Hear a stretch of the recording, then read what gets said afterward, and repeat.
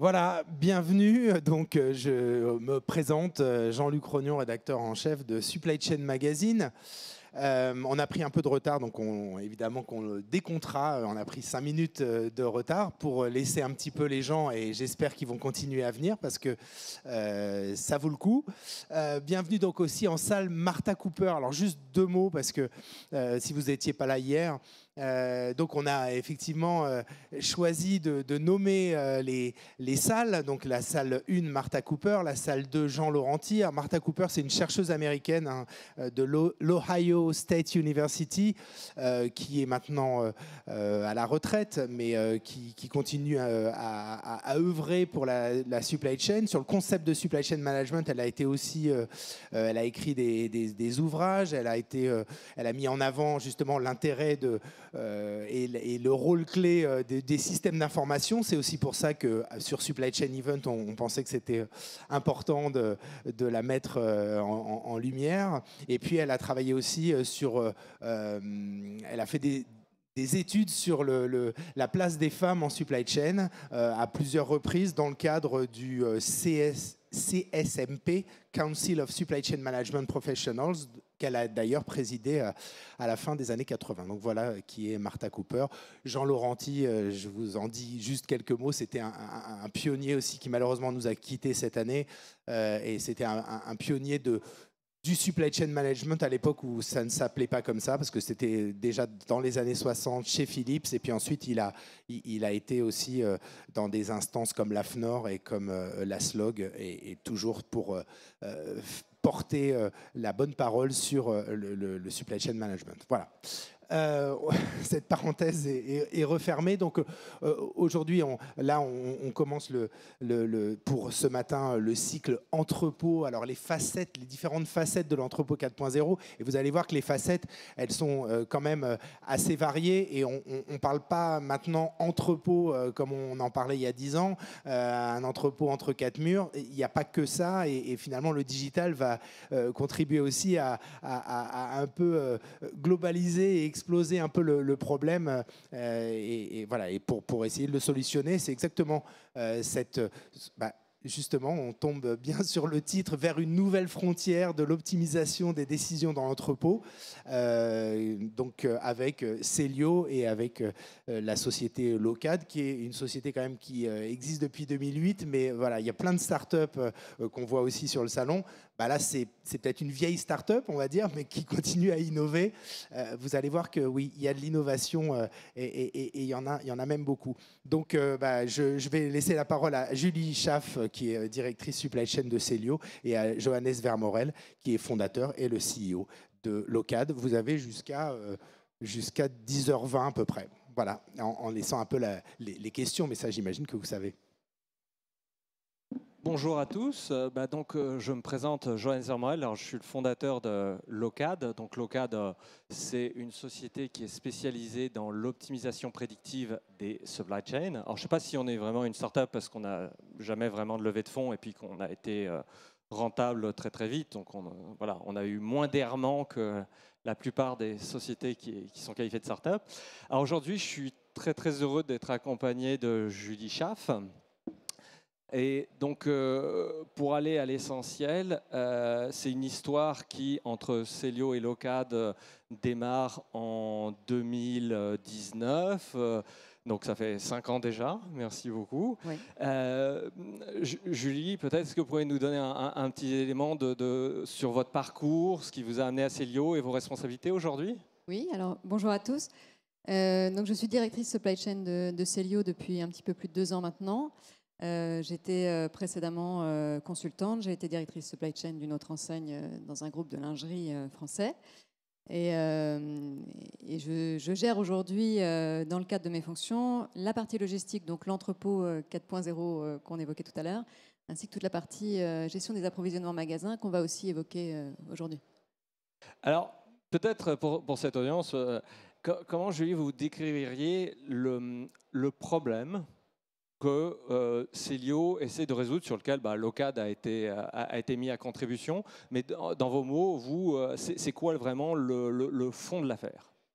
Alors, le fond de l'affaire, c'est à l'époque, avant la mise en place de Locad, je dirais qu'il y avait principalement deux grandes problématiques qu'on rencontrait chez Célio. La première qui est liée plus à ce qu'on obtient finalement dans les magasins, la gestion du réapprovisionnement, qui était finalement qui prenait très très peu en compte les aspects saisonnalité, gestion des promotions et très très peu en compte aussi les spécificités des magasins. Donc on avait un système qui était largement béquillé par des opérationnels, donc beaucoup d'interventions manuelles pour gérer autant que faire se peut toutes ces spécificités et ces variations temporelles.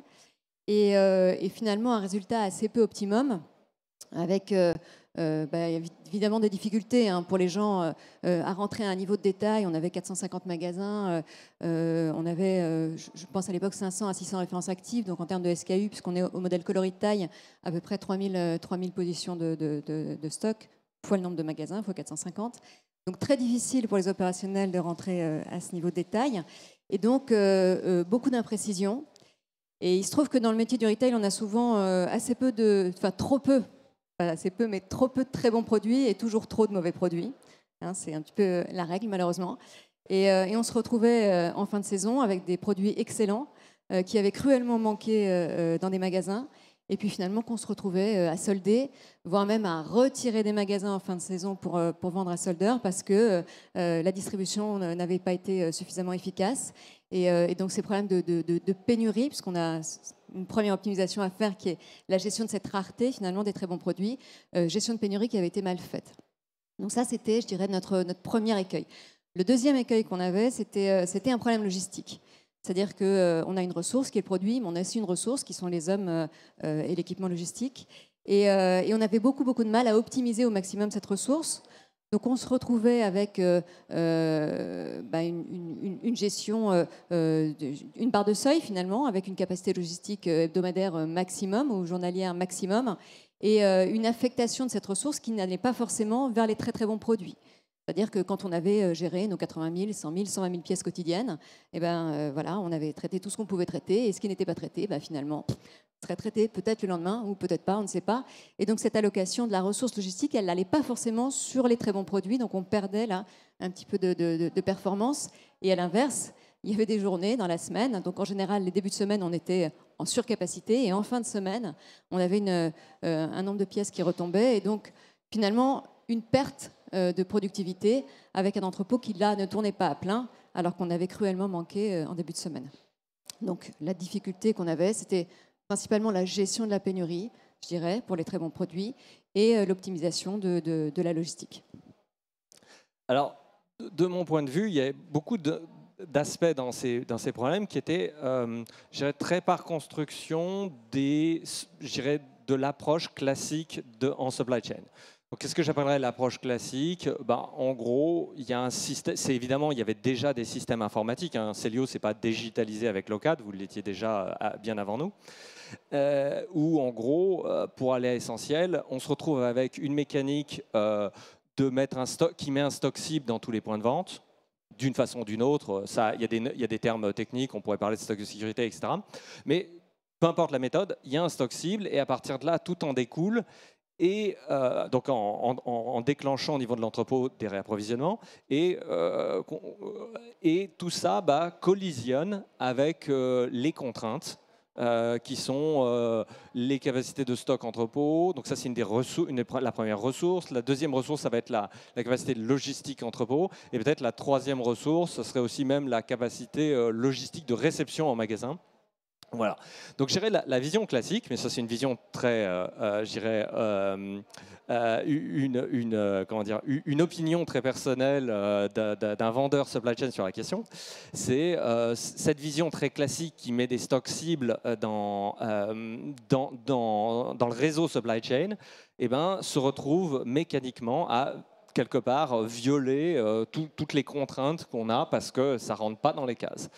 Alors là-dessus, Julie, est-ce que vous pourriez décrire vos mots un petit peu comment, de votre point de vue, on a attaqué ce problème sur ces grandes contraintes, vous voyez, qui sont transverses, et en quoi ça, aujourd'hui, Locad, ces solutions qu'on a construites ensemble, diffèrent de cette vision très classique qui est je mets un stock cible dans tous mes points de vente et mes expéditions entrepôts sont totalement asservies à ces cibles.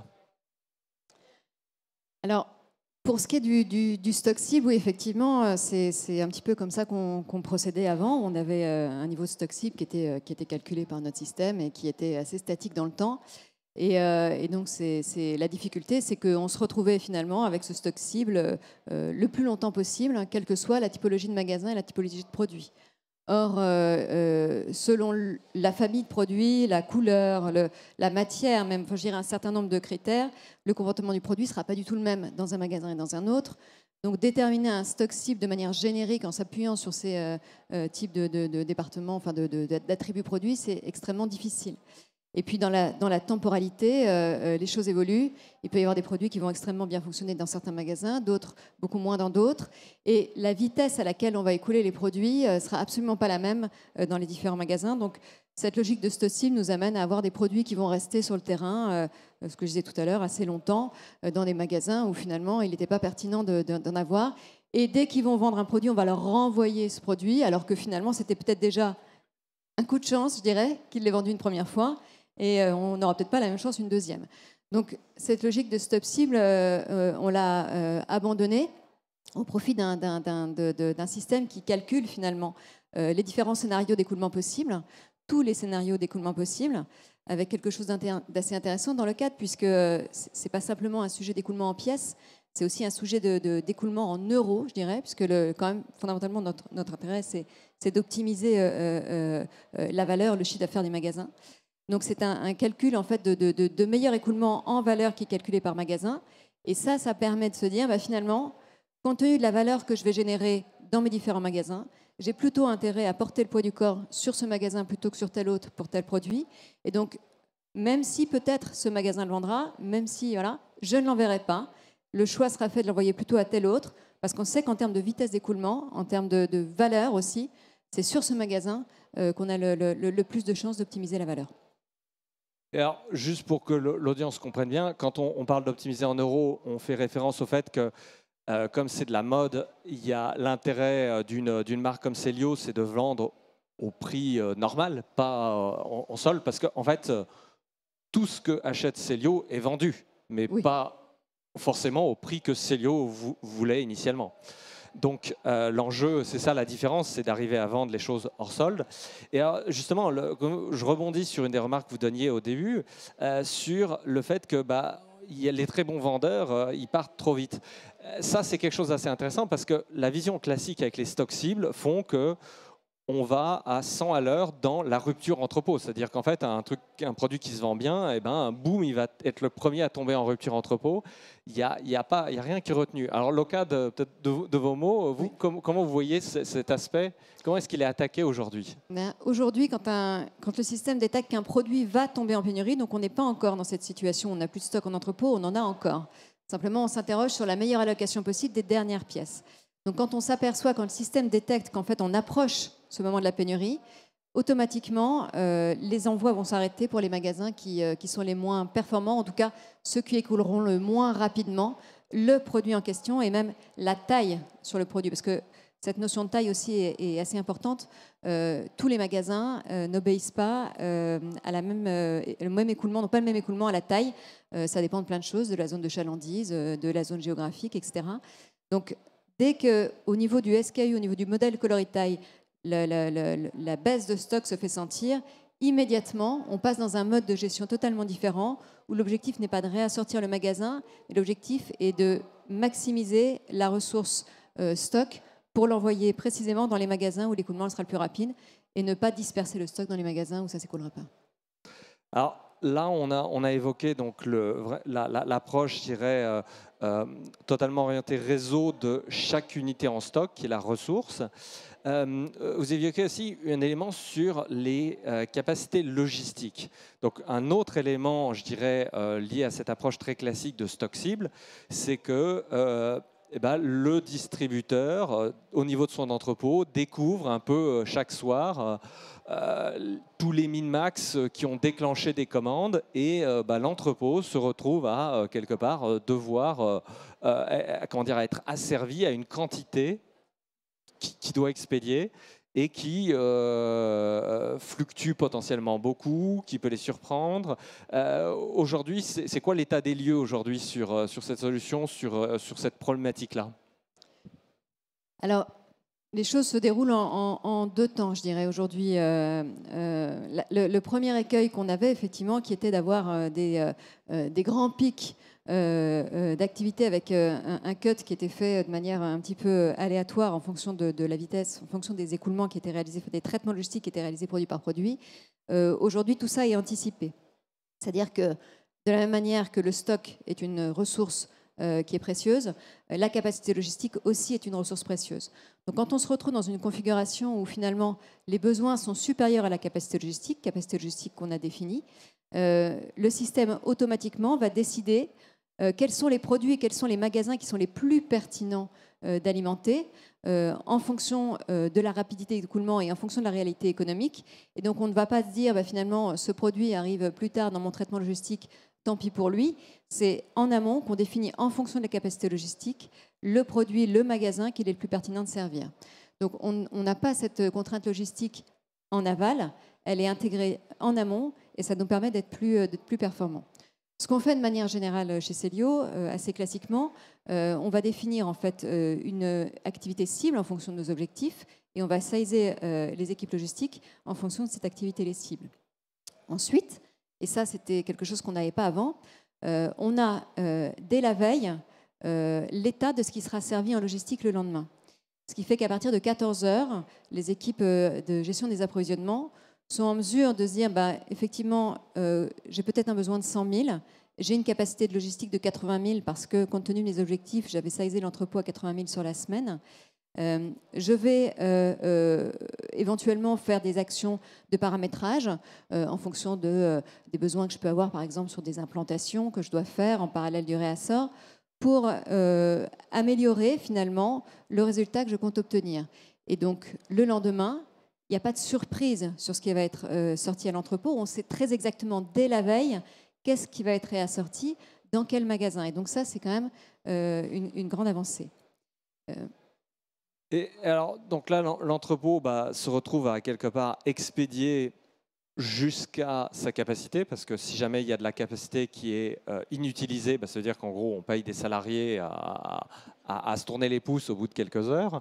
Inversement, si on demande d'expédier plus, les gens ils peuvent pas.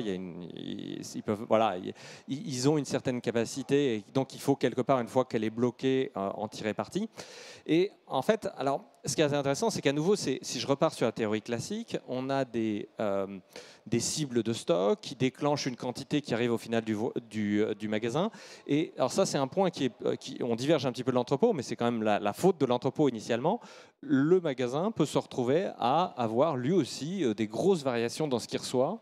Et potentiellement, ça peut mettre aussi cette commande expédiée de l'entrepôt, mettre un peu de chaos en bout de chaîne, surtout quand il y en a beaucoup, quoi.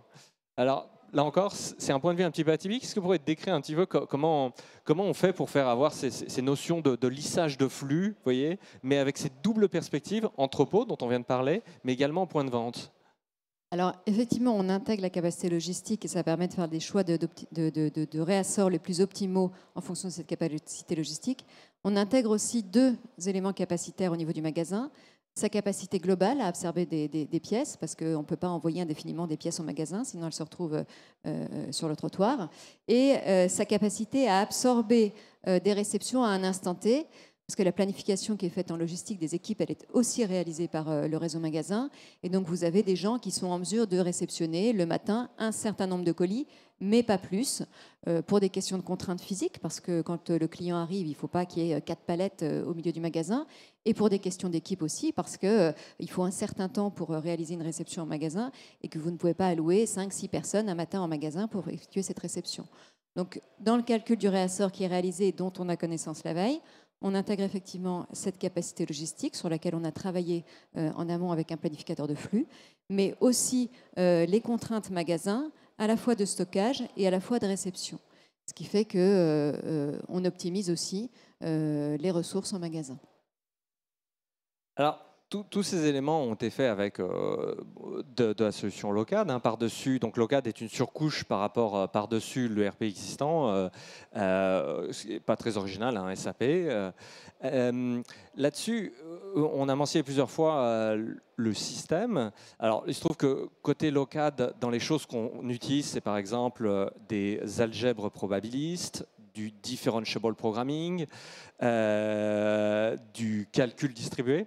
Alors vous, Julie, vous mentionnez ça, vous avez vraiment obtenu maintenant une grosse compétence sur tous ces éléments, et au jour le jour, comment ça se passe, la manipulation de tous ces éléments qui sont quand même un peu technico-techniques?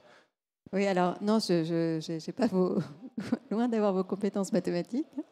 Et mon équipe non plus n'est pas une équipe constituée de mathématiciens. Ce sont des gestionnaires d'approvisionnement, hein, qui s'occupent de ce sujet, qui sont des gens qui sont d'ailleurs depuis très très longtemps chez Célio, donc qui connaissaient très très bien le système précédent, qui avaient énormément d'habitude, je dirais, avec le système précédent, et qui ont dû finalement apprendre à travailler avec un système assez différent.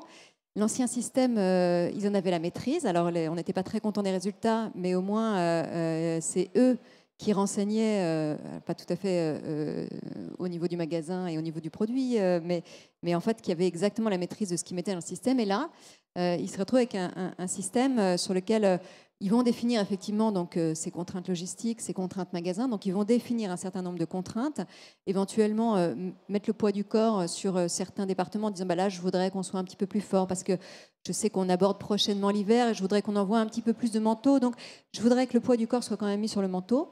Donc, ils vont définir comme ça un certain nombre de choses, mais qui n'ont plus finalement la maîtrise de exactement la quantité qui est envoyée dans le magasin au produit. Et donc, il a fallu qu'ils apprennent à abandonner cette maîtrise pour faire confiance à un outil dont Johannes a décrit brièvement les éléments et qui sont difficilement compréhensibles pour des gens qui ne sont pas doctorants en mathématiques. Et tout ceci se fait dans un cadre très collaboratif. C'est-à-dire, je vous en prie. Non, mais c'est assez intéressant parce que là encore, quand j'entends, on pourrait avoir comme ça l'impression de loin que Locad, c'est vraiment un système très froid, avec un gros logiciel très compliqué, une grosse boîte noire, vous voyez, qui a robotisé des montagnes de trucs, mais c'est le gros système qu'on ne comprend pas, on en est content, mais franchement, ça tourne dans son coin, c'est la boîte noire. Alors en vrai, je vais glisser un mot-clé, on a des supply chain scientist. Est-ce que vous pourriez parler un peu de comment ça se passe avec Locad? Vous voyez, comment cette interaction avec ce gros système au jour le jour? Il y a une grosse documentation, il faut fouiller avec des milliers d'options à cocher. Vous voyez, concrètement, quand on dit qu'on veut faire un changement, une évolution, comprendre, vous voyez, comment ça se passe? Alors non, il y a une documentation, hein, bien entendu, mais les équipes n'ont pas le nez en permanence dans la documentation. C'est un travail très collaboratif, c'est-à-dire que les équipes de la gestion des approvisionnements et les data scientists chez Locad travaillent main dans la main, et on a, je crois, en ce moment deux calls hebdomadaires avec eux et des échanges quotidiens. Donc c'est presque une équipe finalement qui se répartit entre Célio et Locad, et on travaille main dans la gestion des approvisionnements en day-to-day. Ça, c'est l'activité de run, je dirais. Et puis pour ce qui est des évolutions, alors je vais vous donner un exemple qui est très concret et qui est très actuel. On arrive à Noël, et sur Noël, si vous allez dans les magasins Célio, vous verrez, il y a énormément de boîtes cadeaux. Des boîtes cadeaux qui sont des produits un petit peu atypiques. On a un entrepôt mécanisé, ce sont des produits fragiles, ce sont des produits qui roulent, donc ce sont des produits qui ne sont pas traités sur la machine de tri pour des questions de fragilité, pour des questions d'équilibre, donc qui exigent un picking manuel. Et on a un entrepôt qui n'est absolument pas fait pour faire du picking manuel. Donc on a dû travailler avec Locad et on a eu les résultats en l'espace de quelques semaines. On avait fait ça déjà l'année dernière, on l'a refait cette année, pour gérer ces spécificités-là et faciliter finalement le travail en logistique. Donc on a fait plusieurs choses. On a géré des systèmes d'unit pack, donc de sous-conditionnement informatique, parce qu'il n'y avait aucun sous-conditionnement physique, pour optimiser le prélèvement et éviter qu'il y ait un encombrement au niveau des allées de picking. Et puis on a aussi travaillé sur un niveau de capacité juste sur cette typologie de produits-là hebdomadaire et même quotidien, parce que là aussi, process manuel, difficulté à obtenir les volumes souhaités, puisque encore une fois, l'entrepôt n'est pas organisé pour. Donc on a mis en place tout un système dédié uniquement pour la gestion des boîtes cadeaux. On a monté ça en l'espace de, je dirais, l'année dernière, en l'espace de 3 semaines. Ça a été opérationnel et ça s'est extrêmement bien passé. On avait une capacité assez faible, quotidienne, à peu près de 8000 pièces sur ce typologie de produit. Et on a optimisé vraiment parfaitement. Ça correspondait très exactement à ce qu'on devait envoyer sur toute la période. Donc on a optimisé parfaitement et aucun magasin n'a manqué de boîtes cadeaux. Alors, le supply chain scientist à Locad, c'est quelque chose de très particulier parce que en fait, les Locad génèrent des décisions robotisées tous les jours pour en gros les quantités à expédier depuis l'entrepôt. Mais dans notre organisation interne à Locad, ce n'est pas un système qui est responsable de ces décisions, c'est une personne, un salarié. Et c'est le supply chain scientist. Et on a un supply chain scientist qui gère le compte. Chacun de nos clients, on a un salarié. Donc, ce qui est assez étonnant, c'est que c'est toujours une responsabilité personnelle. Et en fait, Locad, l'entreprise, d'une certaine façon, est en fait complètement construit pour assister au mieux qu'on peut les supply chain scientists. Alors évidemment, il y a des éléments de briques technologiques, il y a des éléments méthodologiques, de formation, etc. Mais au final, c'est là où c'est très particulier, c'est que dans Locad, c'est toujours un peu une personne qui est responsable, qui porte individuellement la responsabilité. Et alors je pense qu'on pourrait mentionner Kevin, par exemple, qui est la personne qui travaille depuis des années sur ce compte. Vous, aujourd'hui, vous avez 2 appels par an, ça fait maintenant plusieurs années. Vous le voyez comment un petit peu ces relations sur ces calls, de votre point de vue, c'est quelqu'un qui est un technicien, comme peut l'être quelqu'un de l'IT, quelque chose d'autre, enfin, juste pour décrire, parce que je pense qu'il y a beaucoup de gens qui parlent de, par exemple, data scientist, ils n'ont pas forcément vraiment justement, nous, on a ce terme supply chain scientist qui est légèrement différent. Et peut-être, de votre point de vue, à quoi ça ressemble ce type de profil qu'on vous met entre les pattes? Alors, oui, ce ne sont pas tout à fait des data scientists dans la mesure où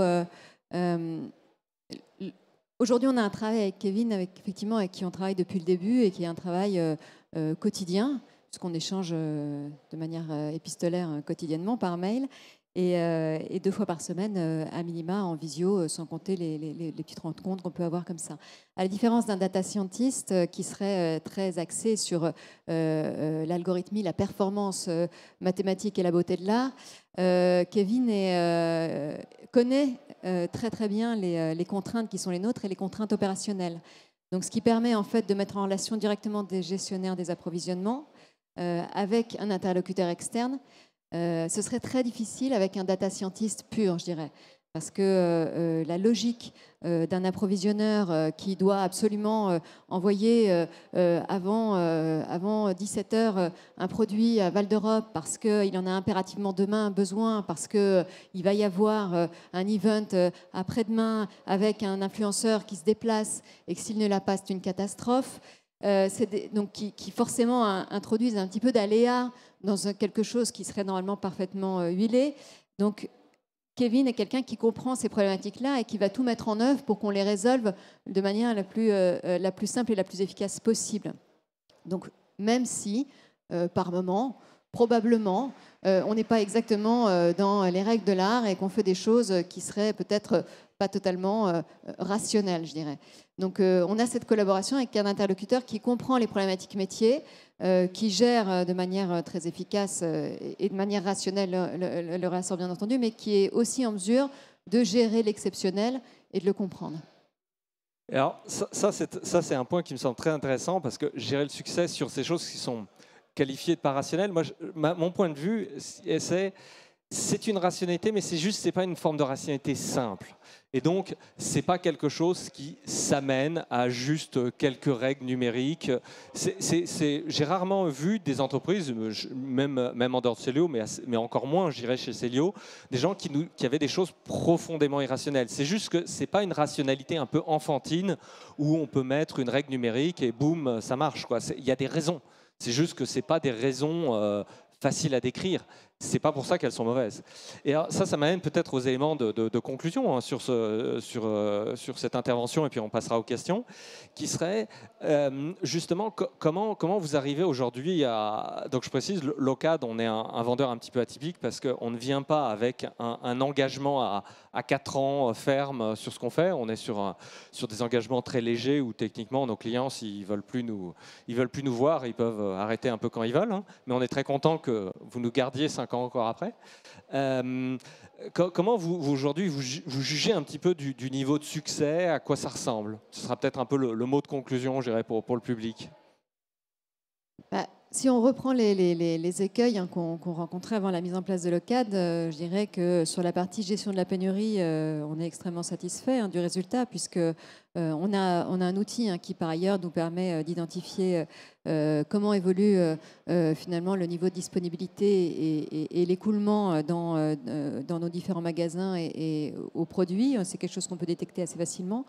Donc quand on regarde, et c'est une représentation graphique, quand on regarde dans cet outil aux produits, aux magasins, comment les choses ont évolué, on voit très clairement que sur un produit sur lequel on arrive en pénurie, c'est les meilleurs magasins, c'est ceux qui les coulent le plus vite, qui sont privilégiés, et il leur reste finalement les dernières pièces leur sont allouées, alors qu'un magasin, alors je vais citer Parel Monial parce que je l'aime bien, Parel Monial, très souvent dans un certain nombre de décisions, et un magasin qui sera écarté, et c'est tant mieux.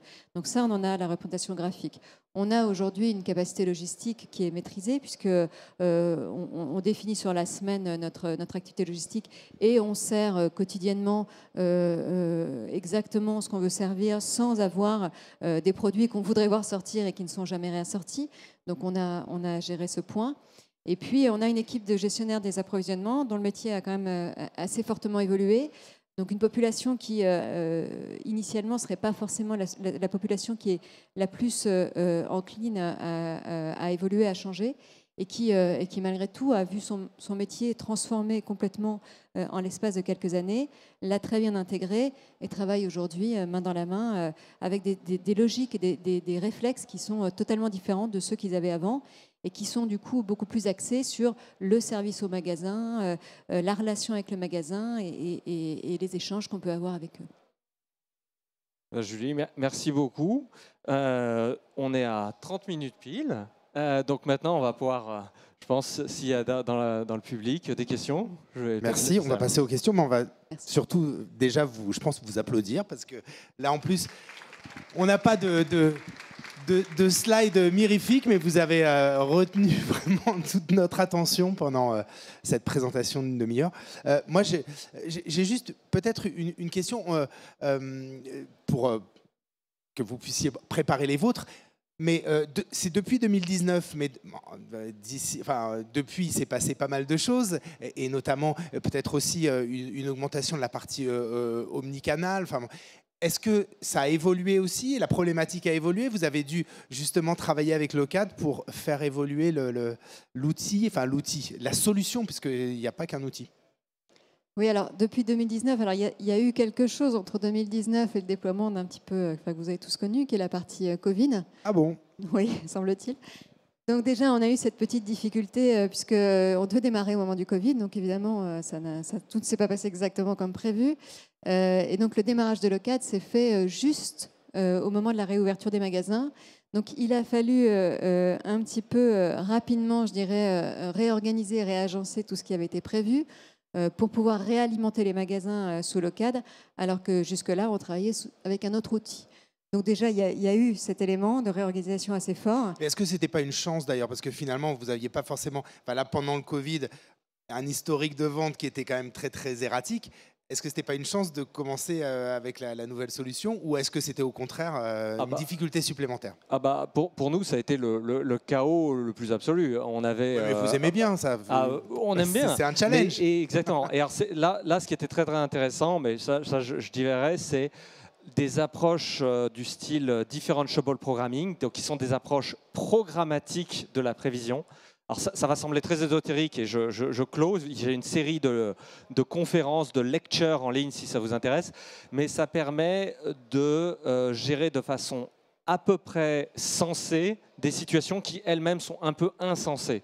Et c'est parce qu'on se retrouvait sur Célio sur des points de vente qui étaient fermés, ouverts. Vous avez une présence européenne, donc en plus les pays ouvraient et fermaient pas au même moment. Enfin, c'était juste une quantité de chaos dans les données qui était juste absolument colossale. Et puis en plus, imaginez, on termine la collection hiver, les magasins ferment pendant 2 mois et ils rouvrent et c'est la collection été sur des choses qui sont des produits nouveaux et qui n'ont pas été vendus du tout. Donc c'était voilà, et c'est là où je pense des gens justement comme nos supply chain scientists ont cravaché vraiment pour faire que des choses qui n'avaient quasiment jamais été faites avant parce que le système on l'avait jamais ingénieré pour gérer les confinements. Hein. Et vous parliez de la partie digitale, alors c'est vrai qu'on ne l'a pas du tout évoqué, mais on gère aussi l'allocation des stocks e-commerce avec le CAD. Donc le e-commerce est traité un petit peu à part parce que c'est un magasin qui est un petit peu différent des autres. C'est un magasin qui n'a pas de mur. Donc c'est un magasin pour lequel il faut protéger les stocks. Quotidiennement, le CAD va définir quels sont les murs du e-commerce, quels sont les stocks en fait, les murs qu'il faut ériger, les stocks qu'il faut protéger.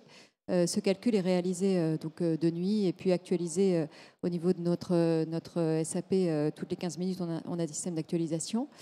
Et là aussi, les choses effectivement ont un petit peu évolué. On a fait le choix de privilégier le e-commerce de manière à ce qu'on puisse toujours déjà avoir nos produits en ligne, ce qui, en termes de web to store, est un élément important. Et puis aussi, on a un système de commande en magasin qui se fait à partir du site e-commerce. Donc là aussi, on a fait le choix de privilégier le e-commerce pour allouer les dernières pièces au e-commerce. Et donc toute cette allocation et cette gestion même de déréservation, parce que par moment, effectivement, le contexte peut changer et un produit qui démarre très très fort sur le digital vient à s'écrouler. C'est le cas de certaines collaborations, par exemple, où on fait des collaborations avec des influenceurs. Donc vous avez une communauté qui est extrêmement fan, qui d'un coup va se précipiter sur le produit et puis une fois qu'elle a fait son achat, ça redescend. Donc vous avez des pics comme ça au niveau du e-commerce, des allocations, des désallocations qui sont automatiquement gérées par le CAD aujourd'hui. D'accord, et donc à part Elmonial, on peut quand même avoir un produit qui n'est pas forcément en magasin et se le faire... Exactement, par Elmonial, on peut faire du store to web. Ouais. Est-ce qu'il y a des questions dans la salle? N'hésitez pas à lever la main, on vous amènera un micro. Oui, vous présentez s'il vous plaît aussi. Bonjour, merci beaucoup, bonjour à tous. Yann Genet, directeur supply chain pour le groupe Ravat de l'île de la Réunion, retailer. Alors, j'ai beaucoup aimé votre intervention, merci beaucoup. Une question cependant, toute la puissance de l'IA, du machine learning et du margin driven finalement que vous décrivez dans la solution, on n'évoque pas la notion de flux tiré. Et je vais prendre un cas très concret. Comment vous avez su arbitrer aussi la pertinence du terrain finalement, qui lui peut très bien, au-delà de la data, au travers des actions de commerce quotidiennes, avoir une perception différente, un besoin différent qui n'est pas forcément détecté par l'IA, ou en tout cas pas dans le même temps. Et puis aussi avec des choses très concrètes qui sont que les points de vente sont très souvent challengés sur leur propre chiffre d'affaires. Et dès lors qu'on est en flux poussé et qu'on leur dit bah, « t'en auras pas, c'est ton copain qui écoule plus vite », il y a forcément derrière soit du management, soit une capacité dans l'outil de réintégrer aussi cette dimension. Et je voulais savoir si c'était ce qui avait été le cas, à moins que vous soyez évidemment sur un modèle de déploiement chez Célio qui est différent, où le magasin subit un peu le choix central. Merci beaucoup. Alors l'île de la Réunion, c'est effectivement un cas assez particulier parce qu'en plus, il y a un phénomène de désaisonnalisation. C'est-à-dire qu'on a une saisonnalité, alors non pas qui est inversée, mais parce que vous avez quand même beaucoup d'été, mais en tout cas des saisonnalités qui ne sont pas du tout les mêmes que celles de la France. Et on va être amené à vendre des produits plutôt estivaux au mois de novembre, alors que ce n'est absolument pas le cas. Et on a une saison hiver qui est extrêmement faible, puisque les pièces très très hivernales sont finalement réservées à des gens qui vont faire des déplacements en métropole. Mais sur l'île de la Réunion, des pièces très très chaudes se vendent assez peu. Donc oui, sur la Réunion, on a une spécificité. Alors aujourd'hui, on n'en a pas beaucoup parlé. On a beaucoup parlé moi, j'ai beaucoup parlé de l'OCAD sur la partie filiale, assez peu sur l'utilisation de l'OCAD qu'on fait aussi avec nos partenaires qui sont situés à l'étranger, dans les dom-toms au Moyen-Orient, etc., où on a justement ce phénomène de désaisonnalisation. Aujourd'hui, on a donc sur la partie franchise des éléments supplémentaires qu'on a intégrés à l'OCAD pour gérer des spécificités. Et ce qu'on va mettre en place, je pense plutôt l'année prochaine, c'est un système qui nous permet de gérer l'implantation et la réservation de stock, puisqu'aujourd'hui, pour gérer cette désaisonnalisation, on est obligé, un peu comme on le fait pour le e-commerce, de faire des réservations. Donc on fait des réservations pour l'île de la Réunion, on en fait pour d'autres pays, et on gère finalement le réassort sur ces stocks réservés de manière totalement désaisonnalisée. Aujourd'hui, un peu dans l'OCAD sur cette réservation, mais surtout beaucoup manuellement, ce qui fait qu'on n'est pas tout à fait sur un processus cible en score, mais a priori, dès l'année prochaine, on gérera pleinement ces réservations et ces implantations pour l'île de la Réunion et les pays désaisonnalisés dans l'OCAD. Peut-être d'un point de vue plus, je dirais, un tout petit peu plus haut niveau, il y a, dans votre question, je me permets juste quelques éléments. Le premier, c'est l'OCAD est assez agnostique sur les sources d'information. C'est-à-dire l'OCAD, on ne fait pas l'hypothèse que l'ERP est la seule source d'information. Le Supply Chain Scientist, sa mission, c'est d'avoir les meilleurs résultats, pas les meilleurs résultats avec l'ERP. Si on juge que des inputs qui nous sont donnés par les magasins sont un des facteurs clés de la recette pour avoir du succès, eh ben, très bien, on va les intégrer. Donc ça, vous voyez, c'est pour ça que je vous dis, c'est pas un système qui est responsable, c'est une personne qui doit utiliser son jugement pour estimer qu'est-ce qui va marcher le mieux. Donc en particulier, selon la société, sa culture, etc., on va mettre plus de poids sur le central ou sur les frontières, quoi. Ensuite, deuxième élément, il faut la supply chain, il faut quand même viser une performance d'ensemble, c'est ça le jeu. Et la malédiction, je dirais, des gestions un petit peu avec des petits barons locaux, c'est que si c'est mal fait, quelqu'un peut s'accaparer le stock juste parce qu'il a peur de ne pas avoir son quota. Et au final, quelque part, c'est un mauvais élève qui avait juste un peu la trouille de ne pas faire son chiffre, qui va accaparer le stock au profit d'un bon élève qui, lui, se retrouve en rupture et lui, il vend mieux. Donc là-dessus, il y a besoin d'avoir un arbitrage et ça m'amène au troisième point et je conclue là-dessus, c'est que l'OCAD, on essaye de faire en sorte que toutes les propositions qu'on suggère viennent avec des explications en euros. C'est le supply chain scientist. En fait, vous voyez, l'idée, c'est qu'il est responsable, mais dans sa responsabilité, ce n'est pas juste d'avoir le bon chiffre, c'est d'avoir le chiffre qui peut être expliqué en euros. Et donc, en particulier, de ne pas présenter une décision à froid. Ça peut être de décider, on ne vous envoie pas tel stock parce que regardez, la quantité d'euros qu'on peut faire si on l'envoie à votre camarade, elle est bien supérieure. Donc oui, on est un peu désolé, mais en vrai, c'est quand même pour le bien du groupe. Et par contre, quand ça sera votre tour, où c'est vous qui serez le bon move, eh ben, c'est vers vous qu'on ouvrira. Vous voyez, c'est ça aussi, dans cette responsabilité, c'est la transparence ne tombe pas du ciel, c'est le résultat du travail du supply chain scientist. Quelle est la proportion de franchisés et d'intégrer dans les... Combien? Il y a 500 magasins ou un peu moins?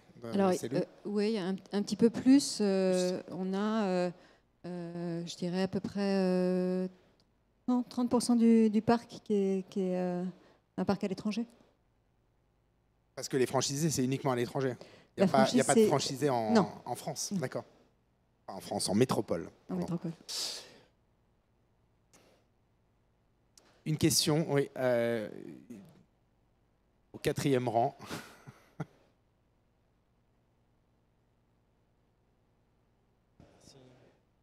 Bonjour, Vincent Morin, responsable approvisionnement chez Konica Minolta. J'aimerais savoir, côté entreprise, comment vous gérez la dépendance à l'outil, à la solution et à Kevin. Si Kevin venait à partir, qu'est-ce qui se passerait? Kevin, si tu nous regardes. Oui, alors c'est vrai que Kevin est très précieux. Alors Kevin n'est pas tout seul. Et on a plusieurs data scientists.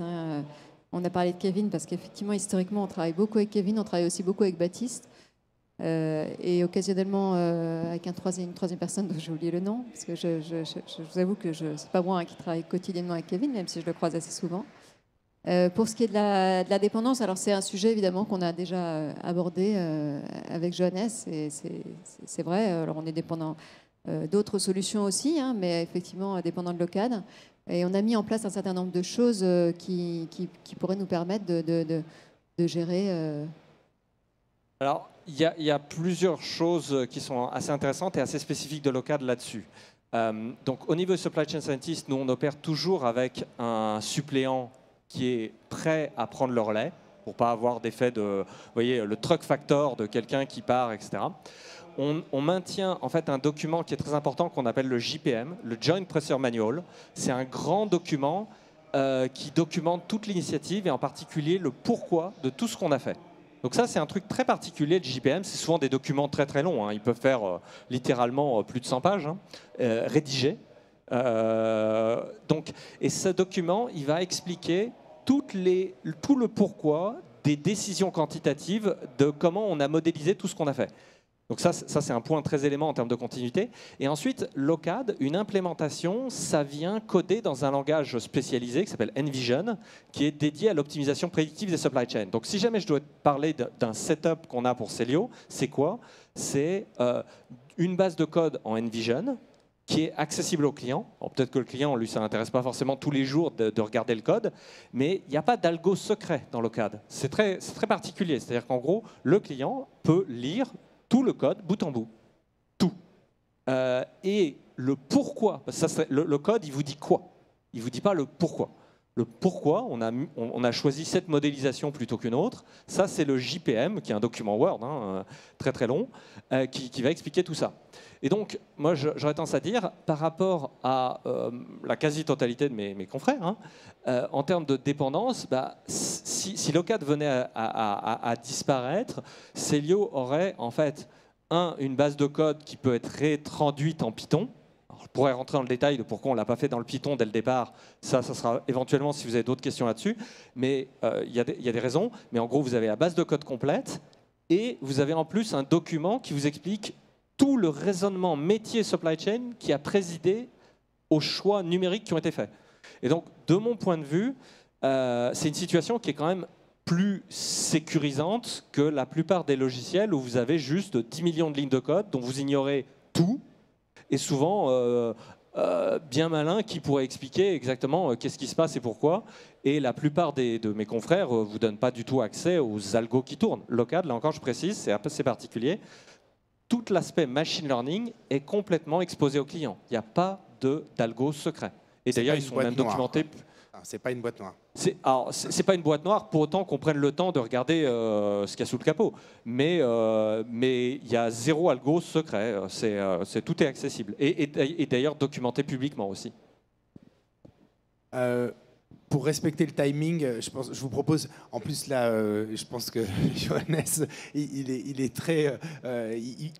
sera très content de répondre à toutes vos questions de manière très précise, peut-être sur le stand qui est juste derrière vous. Voilà. Mais par contre, moi, je voudrais quand même... Il y a une question qui... Nous autres journalistes, on aime bien mettre les gens dans des cases, etc. C'est très compliqué avec Locad, parce que finalement, là, on le voit, vous partez d'une problématique, mais finalement, l'outil, vous l'avez co-construit. À chaque fois, vous le co-construisez avec le client. Vous n'avez rien sur étagère, finalement.